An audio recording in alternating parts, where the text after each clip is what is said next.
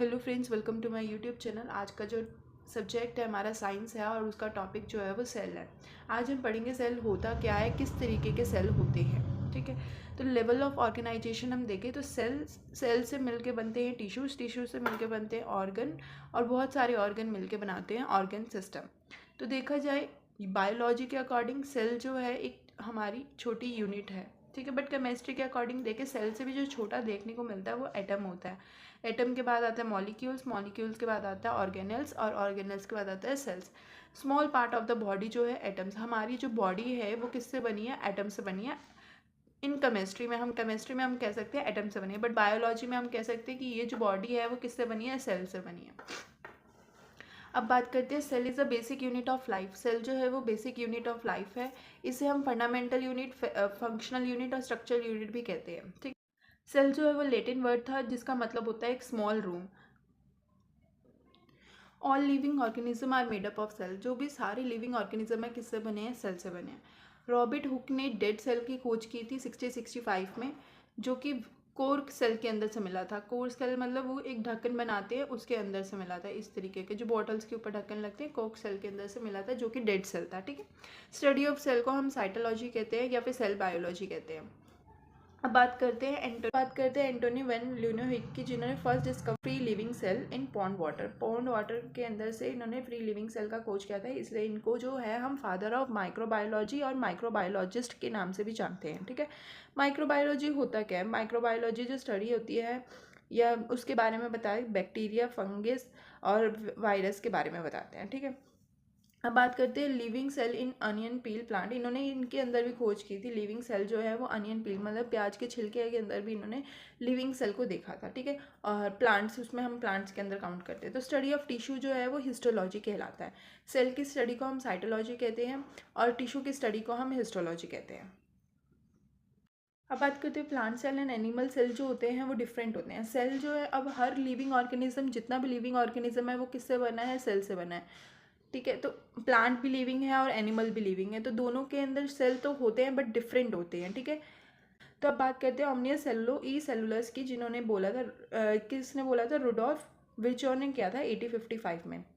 ओमिनियस सेलुलो ई cellulose रोडल्फ विर्चॉ ने किया था 1855 में। इन्होंने कहा कि प्री एग्जिस्टिंग है, जो सेल हैं वो पहले से ही एग्जिस्ट कर रहे थे। ठीक है, अब बात करते हैं यूनिसेलुलर ऑर्गेनिज्म की, जो कि हम सिंगल सेल के नाम से जानते हैं। ठीक है, लाइक अमीबा, पैराकेशियम, यूगिलेनिया, बैक्टीरिया। इसके अंदर कोई रेस्पिरेटरी सिस्टम नहीं होता, कोई सर्कुलेटरी सिस्टम नहीं होता। अब बात करते हैं मल्टी सेलुलर ऑर्गेनिज्म की, जिसके अंदर मेनी सेल्स। सेलुलर सिंगल होता है, यूनी मतलब एक, और मल्टी मतलब बहुत सारे सेल्स होंगे, उसे हम मल्टी सेलुलर कहेंगे। डिवीजन ऑफ लेबर मतलब इनका ये काम जो है एक बटा हुआ है कि आपका काम ये है, आपका काम ये है, ये चीज़ बटी हुई है। लाइक अ प्लांट, एनिमल और ह्यूमन बींग्स के अंदर ये सेल देखने को मिलता है। मल्टी सेलुलर और यूनिसेलुलर के बाद हम बात करेंगे प्रोकैरियोटिक की और यूकैरियोटिक की। इसके अंदर क्या है? प्रोकैरियोटिक जो है वो नॉट डेवलप फुल्ली, मतलब एक पूरी प्रॉपर तरीके से डेवलप नहीं होते। ठीक है, और यूकैरियोटिक जो है वो प्रॉपर डेवलप्ड हो रखे होते हैं। उनको जैसे कि जिनके अंदर न्यूक्लियस की डेवलपमेंट हो रखी हो। इसका जो न्यूक्लियस होता है वो राउंड शेप का होता है और इनविजिबल तो होता है, बट वो एक तरह से खिचड़ी बनी होती है, कहने का मतलब। ठीक है, तो प्रोकैरियोटिक में हर चीज़ नहीं होती है, डेवलप्ड नहीं होती है, और यूकैरियोटिक में डेवलप्ड होती है, और ये अपने ऊपर डिपेंड रहते हैं, मीन्स अपना काम खुद करते हैं, कहने का मतलब।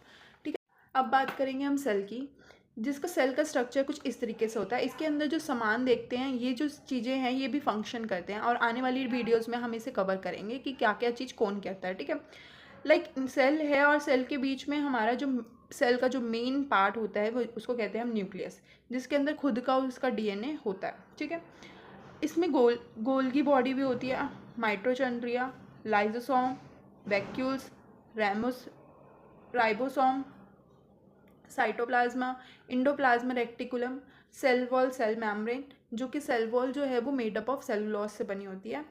बट अब इसमें एक बात करते हैं प्लांट सेल की और एनिमल सेल की। प्लांट सेल में सेल वॉल प्रेजेंट होती है, ठीक है, और एनिमल सेल में सेल वॉल प्रेजेंट नहीं होती, बट दोनों के अंदर सेल मेम्ब्रेन होती है। इतना सा डिफरेंस है प्लांट सेल में और एनिमल सेल में। सो अब बात करते हैं हम सेल वॉल की। सेल वॉल जो क्या है? एक घर है। ठीक है, सेल वॉल जो एक बाउंड्री है, आउटर लेयर है, आउटर लेयर है। सेल वॉल जो है प्रेजेंट है प्लांट के अंदर। ये ऑल्सो इन एल्गी के अंदर भी होता है। सेल वॉल जो है जो कि किससे बना होता है, सेलुलस से बना होता है।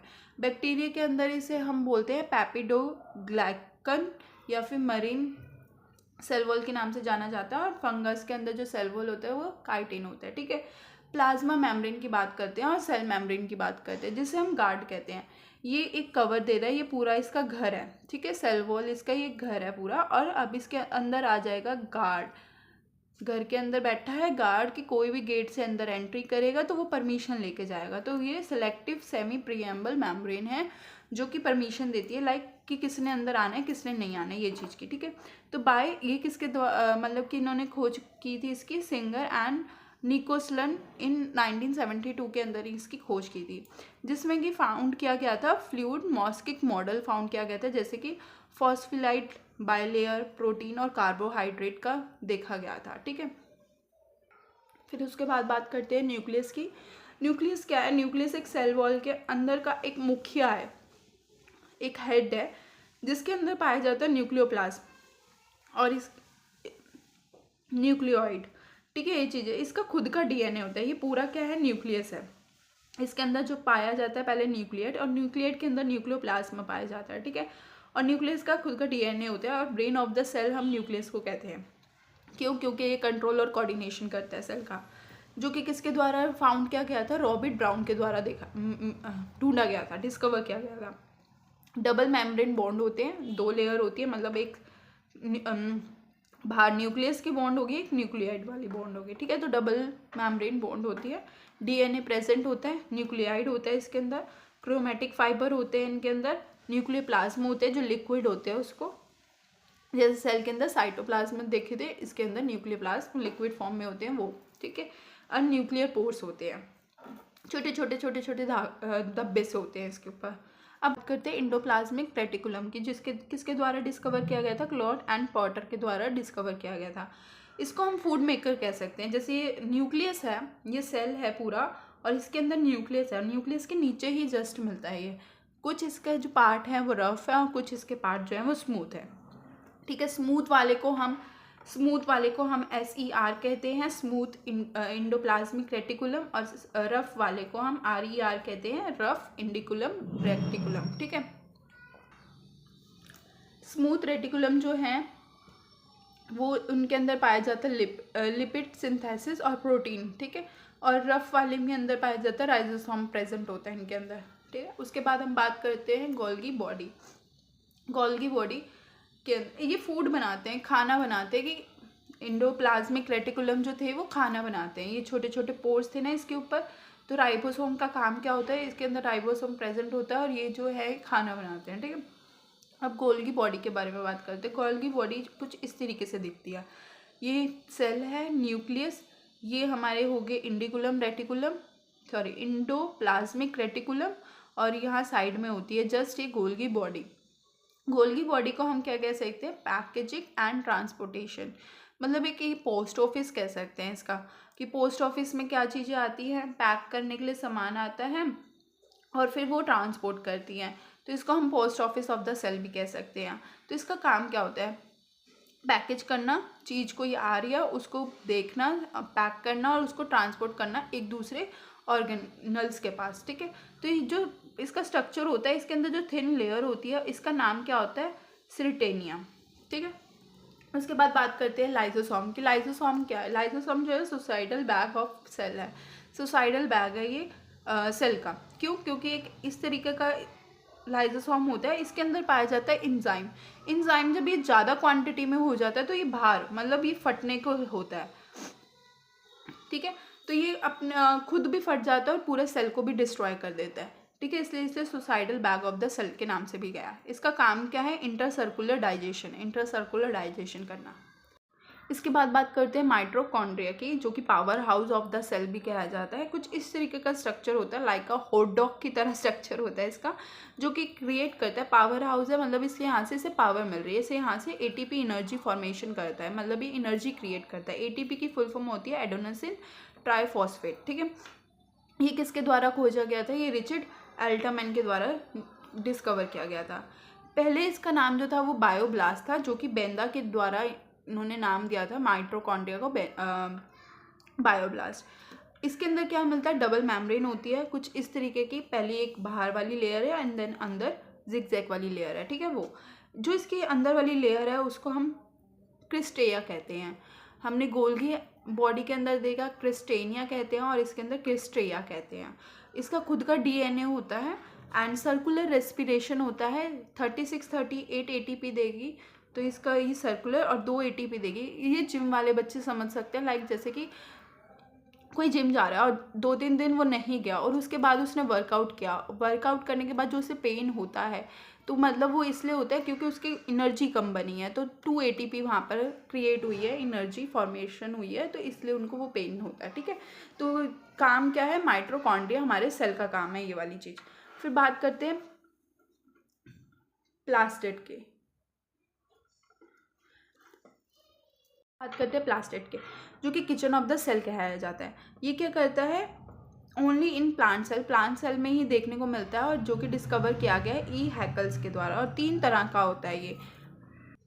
3 तरह कौन से होते हैं, क्लोरोप्लास्ट, क्रोमोप्लास्ट और ल्यूकोप्लास्ट। क्लोरोप्लास्ट का काम होता है क्लोरोफिल, कलर देना, ग्रीन कलर का प्लांट्स के अंदर जो कलर आता है।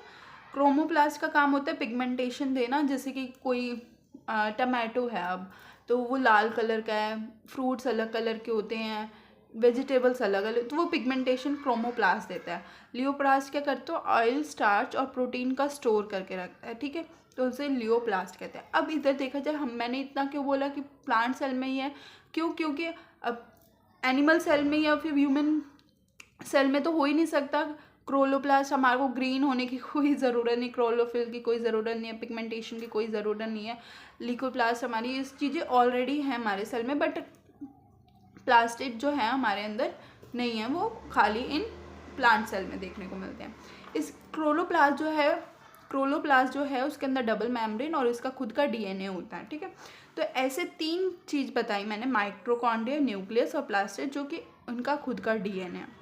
उसके बाद बात करते हैं राइजोसोम की, जो कि प्रोटीन फैक्ट्री के नाम से फेमस है, प्रोटीन फैक्ट्री के जाना जाता है, जो कि किसके द्वारा डिस्कवर किया था, जॉर्ज पैल्डे के द्वारा डिस्कवर किया गया था। प्रोकैरियोटिक जो है 70S बनाता है। एस की इसके अंदर क्या होती है, सेवेंबर्ग यूनिट, जैसे करंट की अपनी यूनिट होती है, ये वर्क की अपनी यूनिट होती है, ऐसे राइबोसोम की अपनी यूनिट है, जो कि प्रोकैरियोटिक है, 70S बनाएगा, स्वर्सबर्ग यूनिट बनाएगा, ठीक है। यूरोकैरियोटिक में 80S बनते हैं, ठीक है, किसके थ्रू, राइबोसोम के थ्रू, जो प्रोटीन फैक्ट्री है इसके थ्रू की। अब बात करते हैं वैक्यूल की। वैक्यूल क्या होता है, वैक्यूल होता है एक खाली सा हिस्सा कुछ, ठीक है, सिंगल मेम्ब्रेन बोर्न सेल है, जिसको हम टोनोप्लास्ट के नाम से भी जानते हैं। ये न्यूक्लियस है, ये सेल है, ये वैक्यूल है। अब इसमें क्या स्टोर होता है, वाटर और मिनरल स्टोर करके रखता है, ये इसको हम वैक्यूल कहते हैं, ठीक है। प्लांट और एनिमल दोनों में मिलता है। प्लांट में ये एक है बड़े साइज में, बट एनिमल्स के अंदर बहुत सारे होते हैं छोटे छोटे साइज के अंदर, ठीक है। अब बात करते हैं यूकैरियोटिक ऑर्गेनिज्म और प्रोकैरियोटिक ऑर्गेनिज्म के बारे में। यूकैरियोटिक में क्या क्या चीज़ें देखने को मिलती है, मेम्ब्रेन बॉन्ड न्यूक्लियस होता है, कंटेन सेल ऑर्गेनल जैसे वैक्यूल, माइटोकॉन्ड्रिया, गोल्गी बॉडी, ये सब चीज़ें।